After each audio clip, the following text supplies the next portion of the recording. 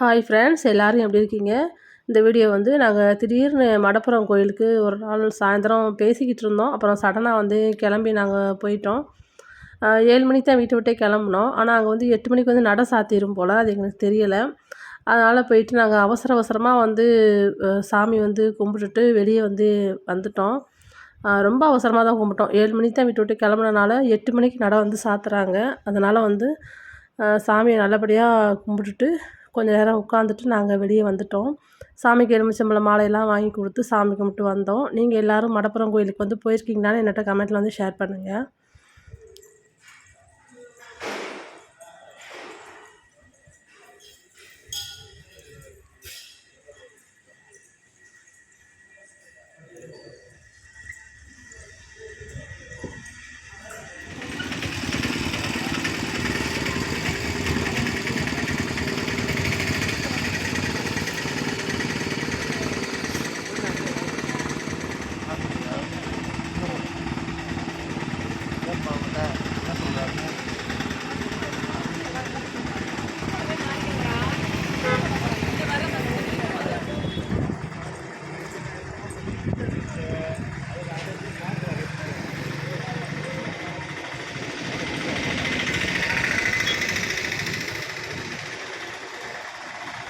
சாமி கும்பிட்டுட்டு இப்போ நாங்கள் வெளியே வந்துட்டோம். நம்ம சாமிக்கு வாங்கி கொடுத்த எலுமிச்சம்பழம் மாலையை வந்து சாமிக்கு போட்டுட்டு, சாமி மேலே போட்டிருக்க எலுமிச்சம்பழம் மாலையை நம்மகிட்ட வந்து கொடுப்பாங்க வீட்டுக்கு. அதை நம்ம வீட்டில் வாங்கிட்டு வந்து நம்ம வச்சுக்கிறணும். அப்படி தான் வந்து வாசலில் இருக்கிற பூக்கடையில் வந்து அந்த மாலையை கொடுத்துட்டு நாங்கள் ஒரு வேறு பையில் வந்து வாங்கிட்டு வந்துட்டோம். அந்த கூடையை கொடுத்துட்டு இப்போ நல்லபடியாக சாமி கும்பிட்டுட்டு நாங்கள் வீட்டுக்கும் வந்து கிளம்பிட்டோம். சடனாக தான் வந்து கிளம்புனோம். ஆனால் ரொம்ப நாளாக வந்து பேசிக்கிட்டே இருந்தோம், போகணும் போகணும் போகணுன்ட்டு. போன வாரம் தான் எங்களுக்கு வந்து போகிறதுக்கே வந்து கிடச்சிருக்குது. அதனால் நாங்கள் நல்லபடியாக போயிட்டு வந்தோம். நாங்கள் வந்து ரொம்ப நைட்டில் போனதுனால கடையுமே வந்து ஃபுல்லாக அடைச்சிட்டாங்க. ஆனால் 8 மணிக்கு நட சாத்தும்னு எங்களுக்கு வந்து தெரியாது. நீ அடுத்த தடவை போனால் முன்னாடியே போயிட்டு நான் நல்லபடியாக ஃபுல்லாக வந்து சாமியை நல்லபடியாக கும்பிட்டுட்டு வரணும் அப்படின்னு நாங்கள் நினச்சிட்ருக்குறோம்.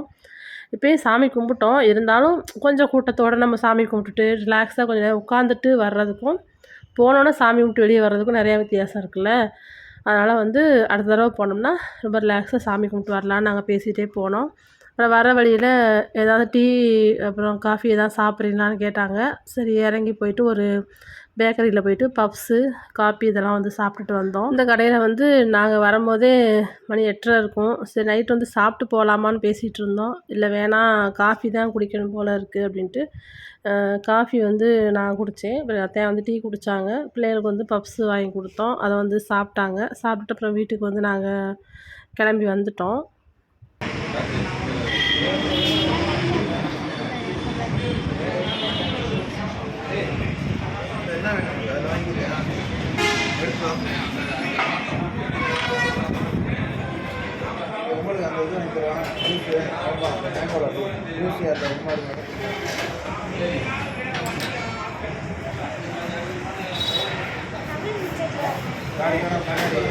சாக்லேட் இருக்குன்னு நினச்சேன்.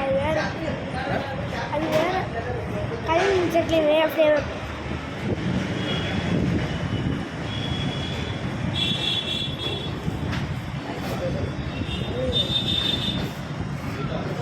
Kami? Eh, wow. Mangustan. Alici mari. Mangustan, சாப்பிடுறியா? வெயிட் ஆகிருக்கோம். இந்த பூரா அந்த இது கிடக்கும்.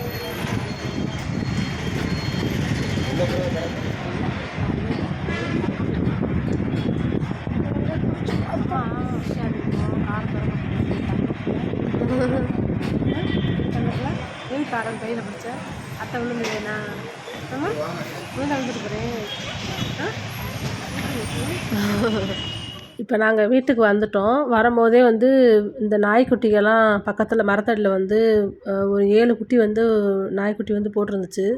அந்த 7 குட்டியும் வந்து நம்மளை பார்த்துட்டு ஒடியாரும் போது அவ்வளோ ஆசையாக இருக்கும். சின்ன குழந்தைகள் வந்து பார்த்துட்டு ஒடியாடுற மாதிரி கார் சத்தமோ வண்டி சத்தமோ அத்தையை வந்து நிப்பாட்டும் போது ஒடியாந்துருங்க. அப்போ இதுகளுக்காகவே பிஸ்கட் வாங்கி வந்து போடுவோம். அப்புறம் சாப்பாடும் நைட்டில் வந்து நான் தயிரோ பாலோ இல்லை நான்வெஜ் எடுத்தாலும் சரி எக்ஸ்ட்ரா கொஞ்சம் சோறு வச்சு பிணைஞ்சு வைப்பேன். அழகாக சாப்பிட்டுட்டு போயிருங்க.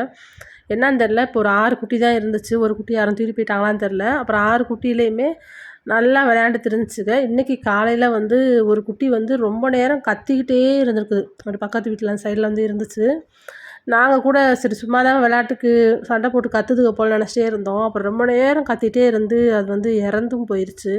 அது வந்து மனதுக்கு ரொம்ப கஷ்டமாக இருந்துச்சு. இன்னொன்று இது எல்லோரும் சாப்பிடும்போது அவங்க அம்மா வந்து உட்காந்து பார்த்துட்டே இருக்கும். அந்த அம்மா நாய் வந்து பார்த்துட்டே இருக்கும். அது வந்து ஒன்று கூட வாயில் வைக்கவே வைக்காது. இதுகளை சாப்பிட விட்டு அது கூட்டிகிட்டு போகும் அந்த இடத்துக்கு. பார்க்குறதுக்கு அவ்வளோ அழகாக இருக்கும்.